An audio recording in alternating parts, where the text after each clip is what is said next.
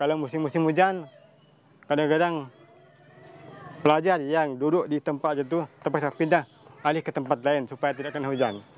Jadi walaupun macam ini juga makin satu cabaran pada murid-murid ni. Bagaimana tekunnya, usahanya, cabaran untuk diorang sanggup tempuhi demi untuk belajar.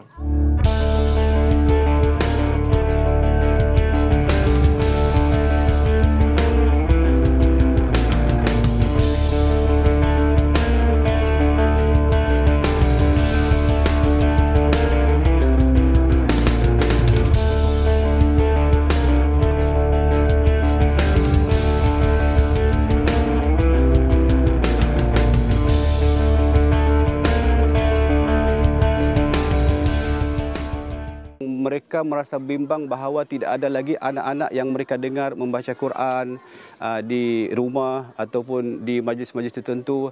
Jadi ini adalah antara kebimbangan yang mak bapak lahirkan. Jadi daripada situlah kita cuba desainkan struktur pengajaran dalam PPMI ini dengan bertunjang atau berasaskan kepada sistem pengajian agama. Kita mengambil sukatan mata pelajaran Kementerian Pendidikan untuk kelas akademik, tetapi untuk pengajian Islam kita mengambil sukatan mata pelajaran Jabatan Agama Islam Negeri lah.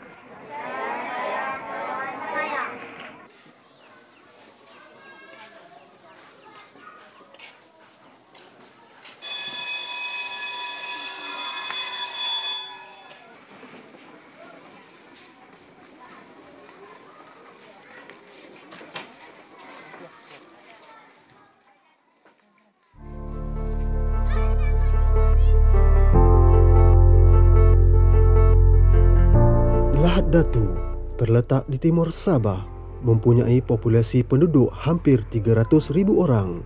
Sebuah daerah yang kaya dengan hasil buminya, begitu juga ekonomi dan sosialnya berkait rapat dengan laut dan penanaman kelapa sawit. Perjalanan selama 3 jam dari Bandar Lahad Datu menemukan kami dengan sebuah mukim jauh di pendalaman yang dirimbuni pohon-pohon kelapa sawit yang menghijau.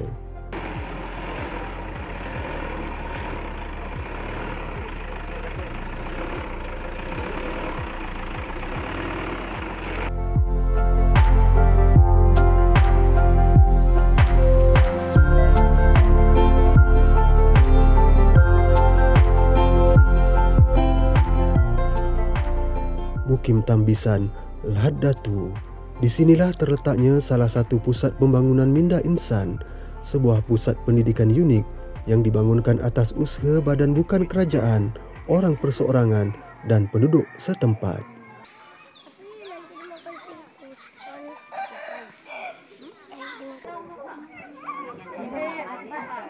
Assalamualaikum. Opin bin Jul atau lebih mesra disapa sebagai Cikgu Opin merupakan salah seorang anak tempatan yang berjiwa besar. Bapa kepada 11 orang anak ini adalah salah seorang guru di Pusat Pembangunan Minda Insan Tagupi Laut Tambisan.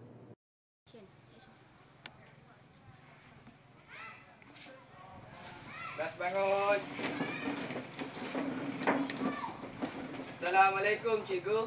Saya berkhidmat di sekolah sini selama lebih kurang bermula daripada tahun 2014 hingga kini. Dan pada masa ini saya telah mengajar beberapa kelas, yaitu kelas tahun 4, tahun 5 dan tahun 6. Kawasan pendalaman di Malaysia Timur mempunyai kadar keciciran dalam pendidikan yang agak tinggi. Banyak faktor menyumbang ke arah keciciran ini. Antaranya ialah faktor umur, tiada pengenalan diri yang sah, serta lokasi sekolah bantuan kerajaan yang jauh menyebabkan mereka sukar ke sekolah. Selain itu, kesedaran ibu bapa terhadap pentingnya pendidikan juga masih kurang. Di belakang kelas itu. Buah manggis ini warnanya apa? Pusat Pembangunan Minda Insan atau ringkasnya PPMI merupakan sebuah pusat pembelajaran yang menyediakan kurikulum pendidikan formal yang komprehensif dalam beberapa cabang ilmu, iaitu pendidikan prasekolah, pendidikan sekolah rendah dan menengah, pendidikan tahfiz serta pendidikan teknikal. Penubuhan Pusat Pembangunan Minda Insan digerakkan oleh sebuah badan bukan kerajaan yang dikenali sebagai haluan. Kurikulum yang digunapakai disesuaikan daripada kurikulum yang digariskan oleh kerajaan pusat dan juga kerajaan negeri. Sehingga kini, sebanyak 7 buah pusat pembangunan minda insan telah didirikan di sekitar Lahad Datu, Kunak dan Semporna.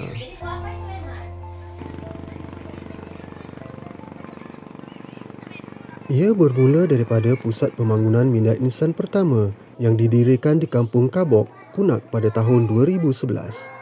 Keinginan mahu melihat anak-anak kampung memperolehi pendidikan yang sempurna menyebabkan jawatan kuasa Kampung Kabok bersedia membenarkan sebuah balai raya terbiar diubah menjadi sebuah pusat pendidikan.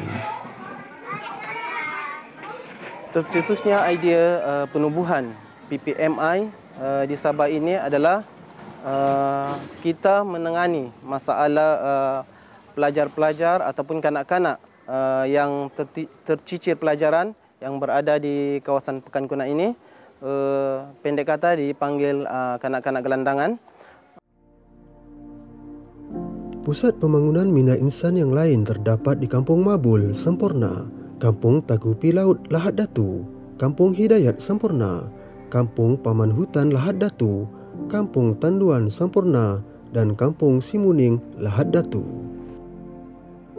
Pusat pembangunan minda insan Kampung Mabul pula dibangunkan di salah sebuah pulau yang begitu popular dengan kecantikan semula jadinya.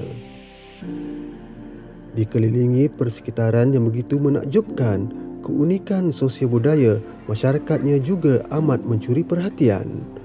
Pada awal penubuhannya, Pusat Pembangunan Minda Insan Kampung Mabul ini hanya berjaya menarik minat 15 orang pelajar. Angka itu semakin bertambah dari tahun ke tahun, menandakan yang masyarakat di Pulau Mabul semakin menyedari betapa pentingnya pendidikan. Sebuah lagi pusat pendidikan yang didirikan di pulau ialah Pusat Pembangunan Minda Insan Kampung Hidayat yang terletak di Pulau Bumbum, Semporna. Sekolah PPMI Hidayat ini ditubuhkan pada tahun 2013.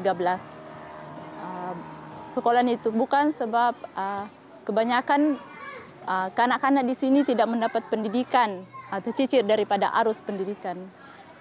Pusat pendidikan ini dibina berhampiran dengan perkampungan air bagi memudahkan anak-anak ke sekolah. Walaupun berada jauh dari tanah besar, tetapi kemudahan asasnya agak baik. Anak-anak yang belajar di Pusat Pembangunan Minda Insan ini terdiri daripada pelbagai etnik minoriti yang terpinggir dan tercicir daripada arus pendidikan perdana. Antara etnik minoriti ini ialah Bajau Laut, Bajau Ubian, Bugis dan Suluk. Saya lahir daripada kalangan orang yang tidak punya pendidikan dan saya melalui tahap demi tahap pendidikan ini. Jadi bila saya melihat anak-anak yang tidak dapat peluang pendidikan ni, saya rasa bersalah. Namun untuk saya mewujudkan PPMI ini tidak ada kemampuan. Jadi apa yang kita buat adalah kita mengajak komuniti dengan kerjasama NGO haluan untuk menubuhkan pusat ataupun PPMI inilah. Pembinaan kesemua pusat pembangunan minda insan dilakukan secara bergotong royong oleh penduduk setempat dan dibantu oleh badan-badan bukan kerajaan. Biarpun kesemua pusat pembangunan minda insan ini tidak begitu sempurna infrastrukturnya serta masih banyak kekurangan dalam pelbagai aspek, tetapi semangat mahu memberikan ilmu kepada anak tempatan menjadikan mereka begitu gigih menyediakan peluang dan ruang tersebut. Cabaran dalam mendiri dan membangunkan kesemua pusat pembangunan minda insan ini dianggap sebagai asam garam yang harus ditelan biar apapun rasanya.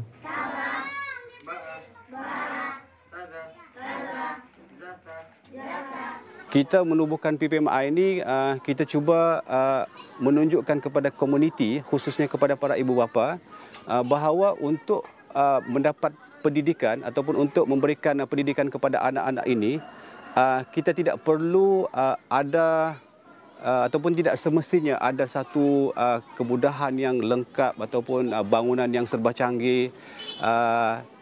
Malah dalam di bawah pokok ataupun dalam sekolah yang serba kekurangan pun pendidikan tu boleh berlaku. Jadi tujuan utamanya adalah untuk kita memberikan pendidikan, khususnya mengawal ataupun mengatasi masalah buta huruf yang melanda ataupun yang berlaku di kebanyakan perkampungan di persisiran kawasan pedalaman lah.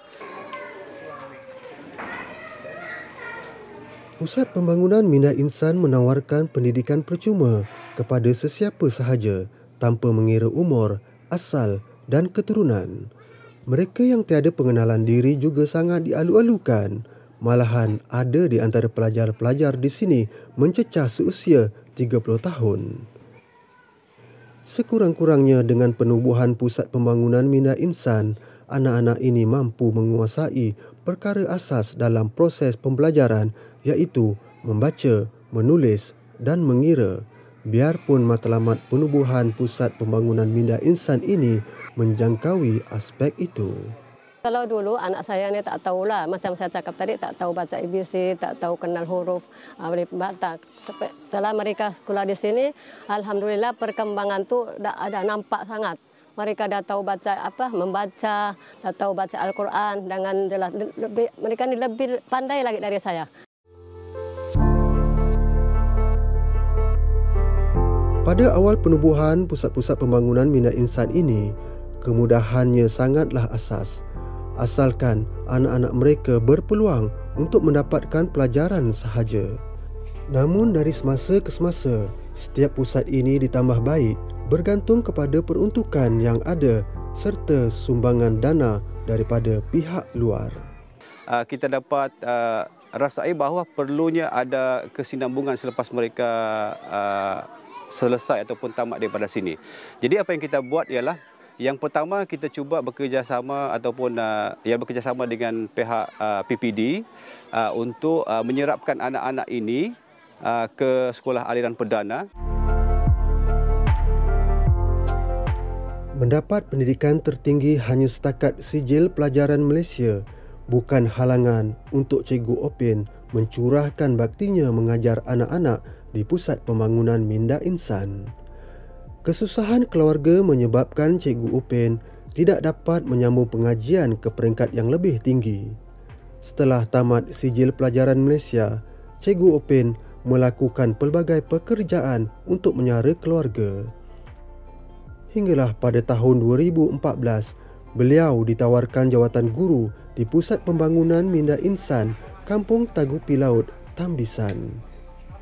Biarpun dengan gaji yang tidak seberapa di Pusat Pembangunan Minda Insan ini, tetapi Cikgu Opin begitu bersyukur dapat mengajar di sini. Ini adalah kerana di sini anak-anak Cikgu Opin berpeluang mendapat pendidikan yang sewajarnya. Sebelum ini, anak-anak Cikgu Opin tidak pernah bersekolah kecuali anak sulungnya yang hanya mampu belajar hingga darjah 6. Masa dulu kita nampak murid-murid ini tentang pengetahuan itu kurang lah. Kalau dari segi pertuturan dalam bahasa Melayu pun contohnya memang kurang. Sekarang alhamdulillah memang tepat. Dia punya sebutan, dia punya pertuturan tu, cara berbahasa ya. Ya. Memang nampak sangatlah dia punya perubahan demi perubahan.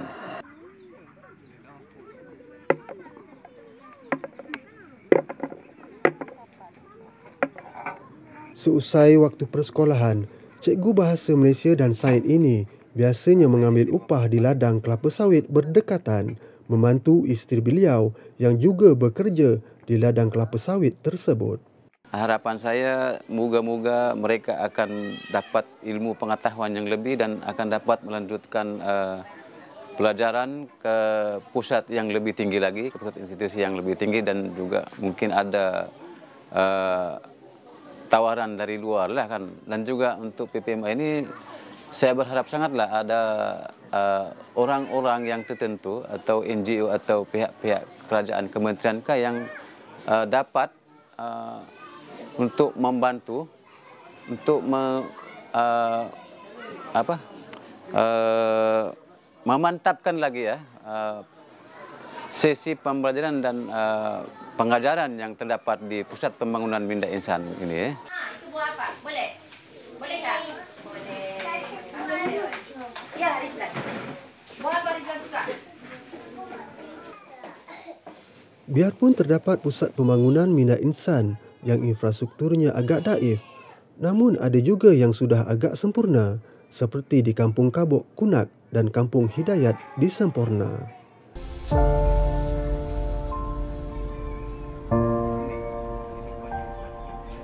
Ketika sebahagian daripada anak-anak masih belajar di kelas-kelas terbuka yang beratapkan rumbia dan berlantaikan tanah, namun di pusat pembangunan Minda Insan yang lain pula, murid-murid sudah mampu belajar di bilik darjah yang sempurna. Pihak kerajaan juga banyak membantu seperti menyediakan bekalan air bersih dan juga bekalan elektrik. Pejabat Pendidikan Daerah PPD juga membantu membekalkan buku-buku, sukatan pelajaran dan penempatan murid-murid di sekolah aliran perdana. Biarpun ada di antara mereka yang menjalani suasana pembelajaran seadanya sahaja, namun anak-anak ini tetap ceria dan bersemangat. Mereka tidak menganggap ia sebagai halangan untuk menimba ilmu. Semangat untuk melengkapkan diri dengan ilmu pengetahuan mengatasi segalanya.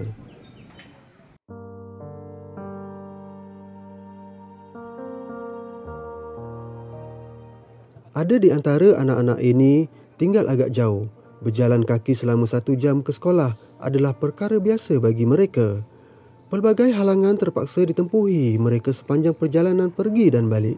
Antaranya menempuh kawasan Semak Samun. Ada kalanya mereka bertembung dengan binatang buas dan juga berbisa.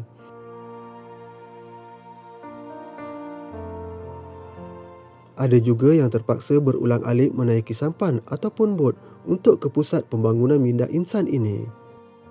Biarpun berdepan dengan pelbagai cabaran dan rintangan, namun kegigihan mereka dalam menuntut ilmu patut dijadikan inspirasi oleh semua pihak.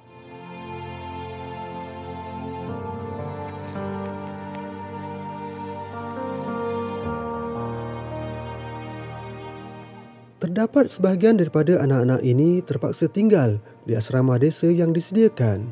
Ini kerana faktor jarak rumah mereka yang sangat jauh, yang tidak memungkinkan mereka untuk berulang-alik pada setiap hari. Asrama yang serba sederhana menjadikan seperti istana kepada mereka. Di sini, penghuni kecil akan dibantu oleh mereka yang lebih dewasa.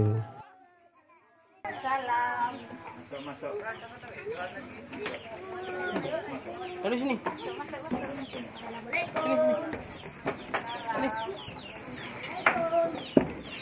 Ini buah apa ini? Siapa tahu? Buah apa?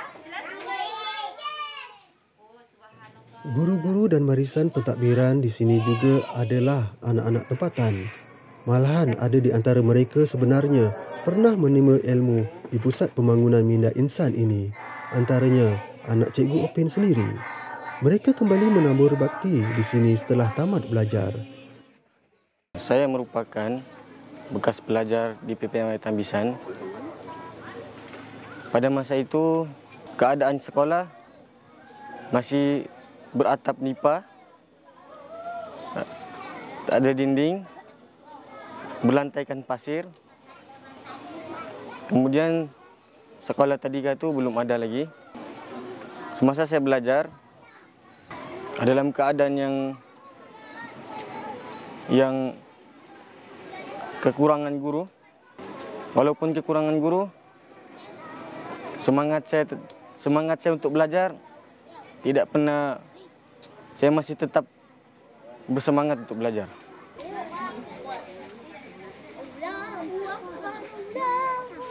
Segalanya perlu diusahakan oleh mereka sendiri. Ia merupakan cabaran besar buat barisan pengurusan Pusat Pembangunan Minda Insan ini. Bukan mudah membahagikan tugas mengajar, mengurus, kemudiannya ditambah dengan tugas mencari dana bagi menampung perbelanjaan seharian pusat ini.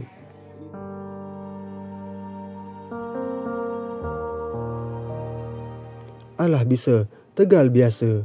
Itulah perumpamaan yang boleh digambarkan tentang usaha guru-guru dan pihak pengurusan pusat ini. Segala yang biasa dilakukan ditambah dengan tekad yang jitu pasti membuahkan hasil yang memuaskan.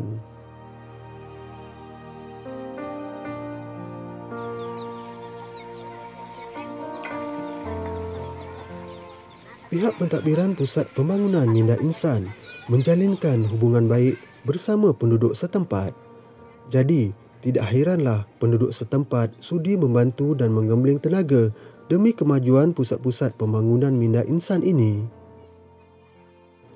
Sebagai balasan, sudah pasti penduduk mendapat ganjaran yang lebih bermakna apabila anak-anak mereka memperolehi ilmu dunia dan akhirat di Pusat Pembangunan Minda Insan ini.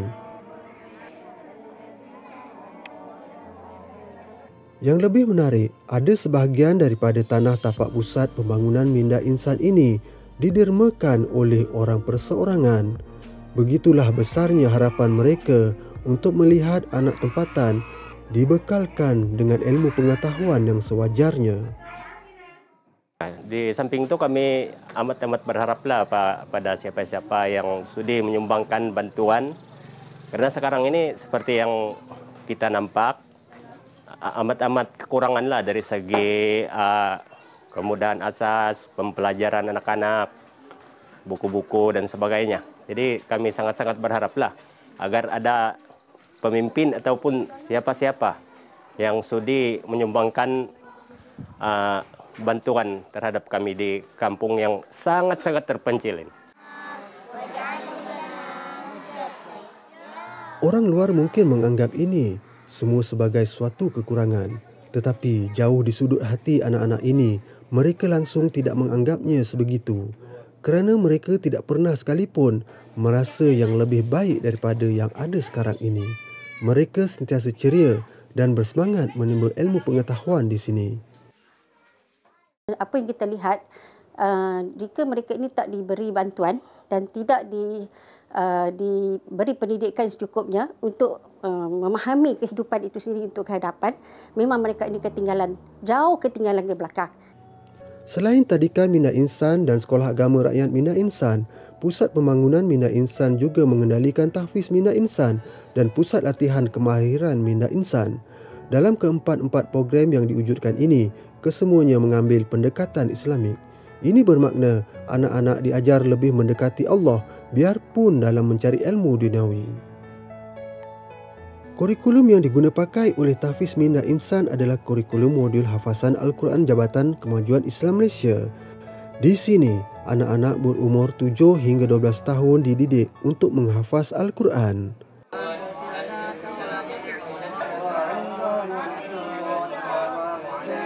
Pelajar-pelajar apa yang saya nampak setakat ni kuatlah. Kuat macam menempuhi cabaran tu. Kalau kita fikirkan memang payah nak set ke dalam otak semua tu. Dengan menghafaz, dengan akademik, apa semua bercampur matematik dimasukkan sekali dalam satu memori ini. Tapi alhamdulillah setakat ni apa yang saya nampak dengan murid-murid kuat menghadapi cabaran tu. Walaupun dengan keadaan kampung kami ini yang tak seberapa moden orang bilang. Tapi alhamdulillah pelajar-pelajar mampu mengharungi cabaran itu.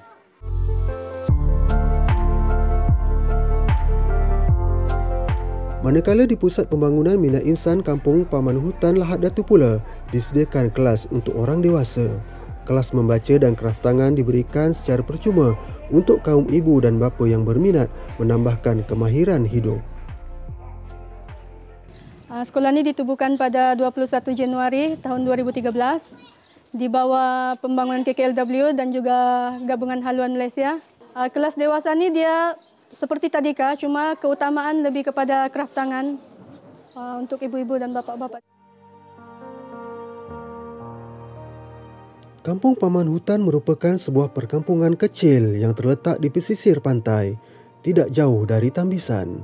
Di kampung ini, terdapat lebih kurang 50 buah rumah dengan jumlah penduduk hanya seramai 260 orang. Usaha penduduk di kampung ini, satu daripada nelayan adalah daripada turunan lagi. Kedua, usaha kadarat adalah bercucuk tanam. Dulu adalah tanaman asas seperti tanaman ini sayur-sayur. Dan pada masa ini sudah tanaman komersial lah, tanaman kelapa sawit. Pusat Pembangunan Minda Insan yang terbaru dan yang ketujuh didirikan di Kampung Simuning, Tambisan, Lahad Datu pada Mei 2015. Pusat pendidikan ini dibina di pinggir ladang kelapa sawit. Jika dibandingkan dengan pusat pembangunan Minda Insan yang lain, pusat pendidikan di Kampung Simuning ini agak ketinggalan dalam aspek kemudahan asasnya. Bilik darjahnya hanya diperbuat daripada batang kelapa dan kayu hutan, manakala bumbungnya diperbuat daripada nipah. Kemudahan air bersih juga masih tiada. Namun, kekurangan tersebut tidak sedikit pun mengurangkan semangat murid-murid untuk mencari ilmu. Mereka diwajibkan, bukan mesti, diwajibkan bawa air wuduk sendiri daripada rumah. Jadi bayangkan budak kecil macam ni, bawa 1 liter air tu kan, setiap hari. Setiap hari bawa ke sekolah. Sama ada air itu untuk berwuduk ataupun istinja. Jadi, macam ada jugalah macam komen daripada ibu bapa kan, tak perlulah bawa air katanya kan. Tapi tak boleh sebab kami, macam biasa kami pagi tu ada solat duha. Kemudian kalau nak untuk tahfiz itu mesti ambil wuduk. Setengah hari tu ada solat zuhur. Jadi perlukan air. Kami di sini sumber utama telaga di Perigi, tapi jauh sangat. So itu membuatkan budak lah. Bukan setakat budak, kami cikgu pun macam kadang kesian juga kan. Tapi benda tu perlu untuk diorang.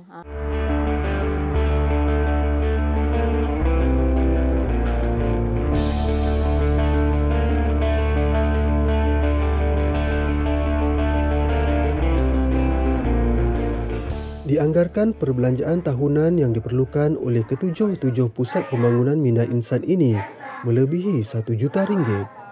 Ini merangkumi perbelanjaan untuk lebih kurang 1,000 orang murid dan lebih 40 orang guru. Untuk tujuan tersebut, dana yang ada sekarang perlu sentiasa dilipat gandakan. Kita akan berusaha sungguh-sungguh untuk meningkatkan didikan pelajar-pelajar yang ada sekarang ni, step by step untuk ke peringkat atasan. Jadi dengan cara itu mungkin akan membuka minda pelajar-pelajar ini untuk terus mengubah sesuatu yang ada mungkin dalam minda mereka itu. Sebahagian besar daripada pelajar Pusat Pembangunan Minda Insan ini mampu menguasai 3M, iaitu membaca, menulis dan mengira hanya dalam tempoh 6 bulan pertama berada di sini. Ia sesuatu pencapaian yang sangat baik bagi para pelajar dan juga pihak pengurusan. Ini membuktikan bahawa pengurusan yang baik dan kemahuan yang tinggi oleh semua pihak mampu membuahkan hasil yang manis buat semua.